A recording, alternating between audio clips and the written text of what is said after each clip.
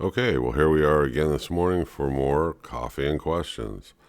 I was following a conversation on the forum and I started making notes about it, and people were talking about cyanoacrylate glue, CA glue. And you get lots of complaints and stuff. Some of them aren't that good, some of them are good. And even the ones that are good, just like reviews and stuff, you always got somebody that's going to criticize it or say something bad.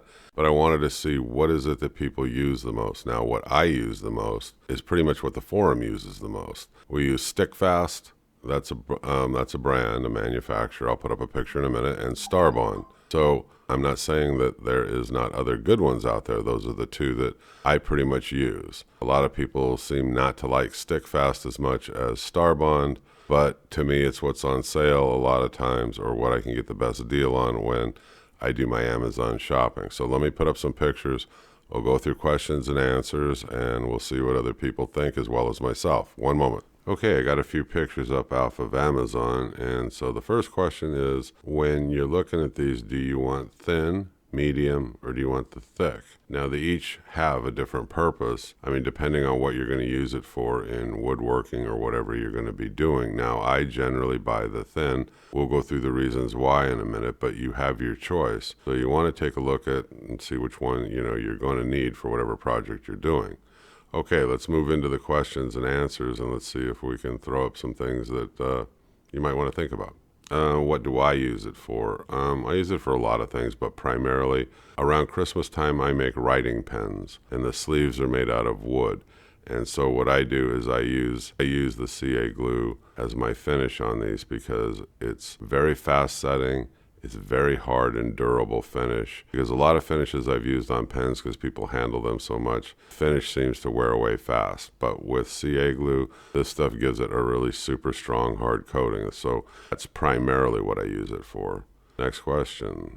How long does it take it to set up? Well, it's almost immediate, okay? But they do sell what they call an accelerator, and you can spritz it on or wipe it on, and it will take that CA glue and have it 100% set, like right now this second. Whereas, like if I'm using it, I'm not in a rush. I don't own the accelerator. I've bought it before, but I don't really need it. I mean, I go ahead and fill cracks and I do different things with it. And then I've got other things I'm doing around the shop, so I've got plenty of setup time, so I don't worry about using accelerator.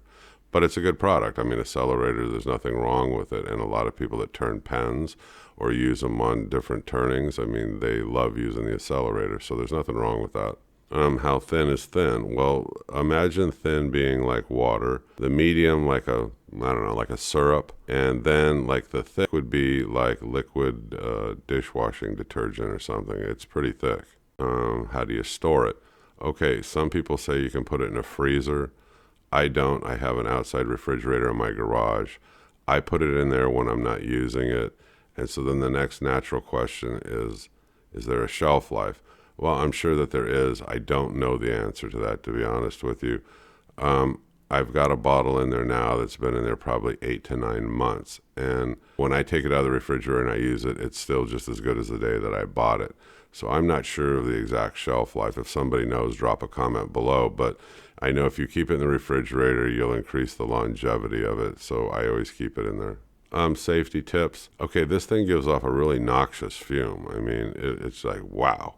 So, I mean, you want to do it in a ventilated area. I would put on eye protection if you have it on a lathe or something like that. With your hands, whether you wear rubber gloves or something, latex, what have you, I would do something. But some people don't use anything on their hands. But you get it on your hands, it gets sticky. My advice is acetone, will help get it off of you. Or you can buy what they call debonder. You can buy that along with Accelerator. Like I said, those are two products that go along with buying CA glue. One speeds up the hardening, and the debonder, of course, does exactly that. It will like free your sticked fingers together if you've stuck them together. Or you can use acetone. You especially want to use eye protection if you have it on a lathe. I've had this on a lathe before, and I feel a crack, and I'm a little premature at going back and wanting to sand or play around with it, and you can still feel these little microparticles flying off of it hitting you. So no, always wear eye protection, always. Well, that's kind of a finishing tip. The question is there any precautions when it comes to putting finish on your piece of wood versus using this CA glue? Yes, there is. If I have a crack, I put tape on both sides so I protect the rest of the wood, and I'm very careful about putting this into that crack. Now, when you're done, you have to sand this really, really, really well.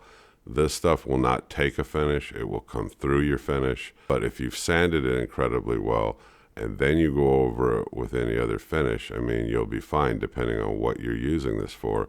I use it a lot of times for filling cracks or rebonding cracks so they don't keep cracking on me and stuff like that. But you got to sand really, really well. I said, otherwise this will screw with your finish. It's kind of maybe an automotive question you're asking. I mean, can you put a drop on when you're tightening up nuts and bolts and stuff? Or maybe on a vibrating piece of machinery in your garage? Yes, you can, but I'll tell you, I've got a benzomatic MAP gas torch. If you want to free this afterwards, the best way to do it is to heat it. Use heat to knock loose that CA glue and then take a wrench to it.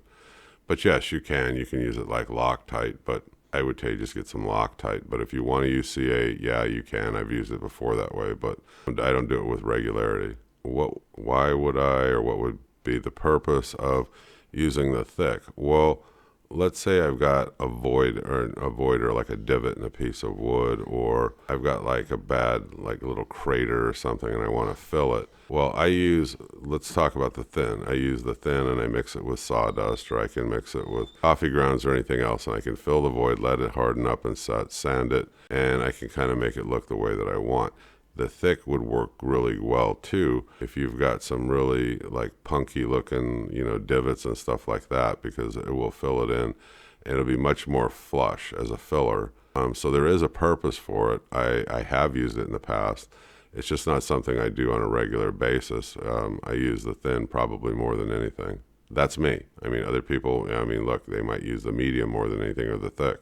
I was just thinking about it. I suppose the thick would be good if you've got like holes, because the thick is what it is. I mean, it's thick. Thin is like water. It'll just soak into the wood. You'll have to, do it a whole bunch of times and use some other kind of a filler, whereas the thick, you could probably just fill the hole depending on how big it is with just the thick.